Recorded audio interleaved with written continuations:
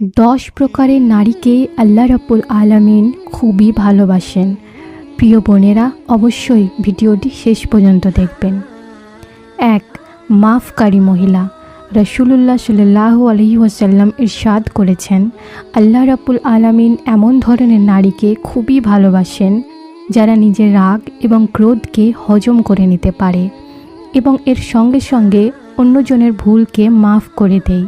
কেননা আল্লাহ সুবহানাহু ওয়া তাআলা মাফকারীদের খুবই পছন্দ করে থাকেন এবং তাদেরকে অনেক ভালোবাসেন। 2. ধৈর্যশীল মহিলা।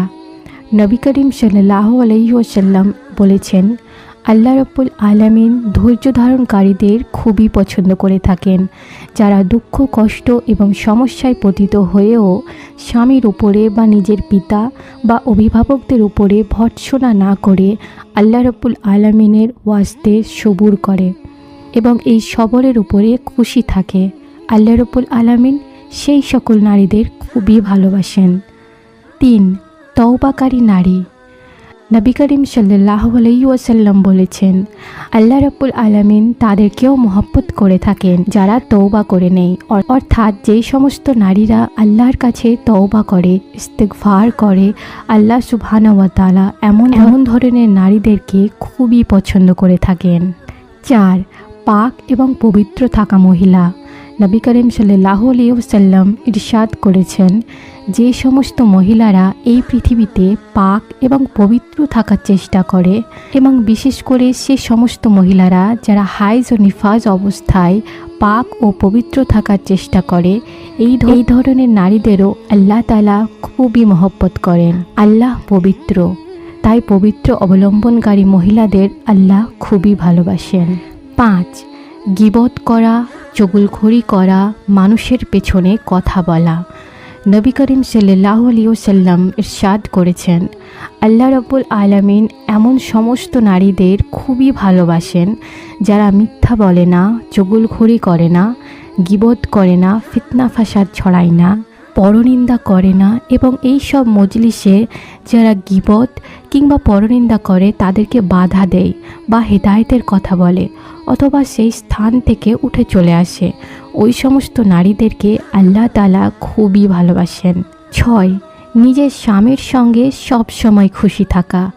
নবী করিম সাল্লাল্লাহু আলাইহি ওয়াসাল্লাম বলেছেন যে সমস্ত মহিলারা নিজের স্বামীর ওপর রাজি খুশি থাকে, সেই সমস্ত মহিলারা যদি ওই অবস্থায় ইন্তিকাল করে তবে ওই ধরনের নারীদের উপর আল্লাহ রাব্বুল আলামিনের তরফ থেকে জান্নাত ওয়াজিব করে দেন। তারই সাথে সাথে যে সমস্ত মহিলারা নিজের স্বামীর ওপর সব সময় খুশি থাকে, নিজের স্বামীকে খুব ভালোভাবে খেদমত করে থাকে, আল্লাহ রাব্বুল আলামিন এই ধরনের নারীদের অত্যন্ত ভালোবাসেন।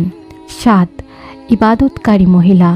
রাসূলুল্লাহ সাল্লাল্লাহু আলাইহি ওয়াসাল্লাম ইরশাদ করেছেন, যে সমস্ত পাক পবিত্র মহিলারা নিজেকে নামাজ রোজাতে নিজেকে সবসময় নিয়োজিত রাখে, যারা নিজের স্বামীর খেদমত করে, এই ধরনের নারীদের জন্য জান্নাতের 8টি দরজায় খুলে দেওয়া হবে।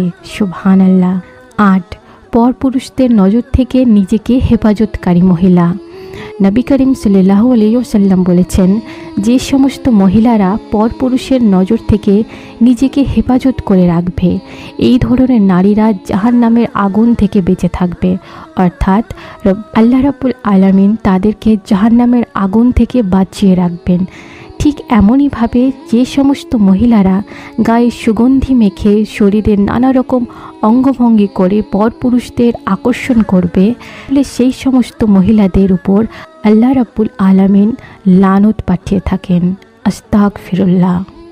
তারপর হুজুরে পাক সাল্লাল্লাহু আলাইহি ওয়াসাল্লাম স্বামীর বাধ্যগত স্ত্রীর ব্যাপারে বলেন, আল্লাহ সুবহানাহু ওয়া তাআলা এমন নারীদেরকে খুবই পছন্দ করেন যারা নিজের স্বামীর কথাকে মান্য করে, অর্থাৎ স্বামীর কথা মতো চলাফেরা করে, স্বামীর আনুগত্য পোষণ করে।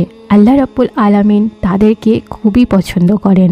তবে এক্ষেত্রে কথা আছে, স্বামী যদি অন্যায় আবদার করে, কোনো অইসলামিক আবদার করে, তবে সেই স্বামীর আনুগত্য হওয়া কোনোভাবেই প্রশংসনীয় হবে না।